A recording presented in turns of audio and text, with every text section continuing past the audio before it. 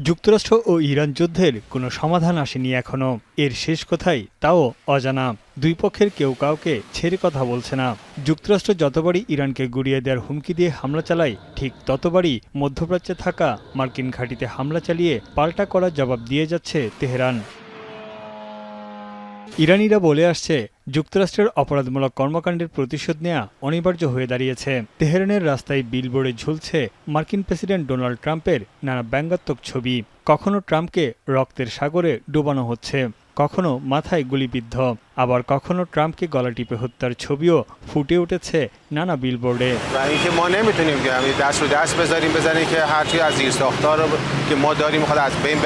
این حملاتی که انجام میده ما باید به صورت مقابله به مصر پایگاهاش و حتی این তবে যুদ্ধের পর দেশের অর্থনৈতিক পরিস্থিতি নিয়ে উদ্বেগের মধ্যে ইরানের ব্যবসায়ীরা।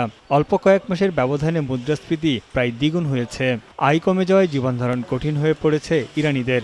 اگر بخوایم تورمی حساب بکنیم که شاید نزدیک به 100% تورم اضافه شده، درآمدها کمتر شده। বিশেষজ্ঞদের মতে এখন যুক্তরাষ্ট্র বেসামরিক স্থাপনা ও জ্বালানি অবকাঠামোতে হামলা চালালে ইরানের অর্থনীতি হোঁচট খাবে বড় পরিসরে। এদিকে যুক্তরাজ্যের একটি সামরিক ঘাঁটির বাইরে যুদ্ধবিরোধী বিক্ষোভ করেছে আন্দোলনকারীরা। তাদের ধারণা, ইরানের উপর হামলার জন্য মার্কিন বাহিনী এই ঘাঁটি ব্যবহার করছে। এর আগে যুক্তরাষ্ট্রকে এই ঘাঁটি ব্যবহারের বিষয়ে যুক্তরাজ্যকে সতর্কবার্তা দিয়েছিল ইরানের বিপ্লবী গার্ড বাহিনী। তবে দুই দেশের চুক্তি অনুযায়ী ব্রিটিশ সামরিক ঘাঁটি ব্যবহারে যুক্তরাষ্ট্রের বাধা নেই। তানভীর জনি, এখন বিশ্ব।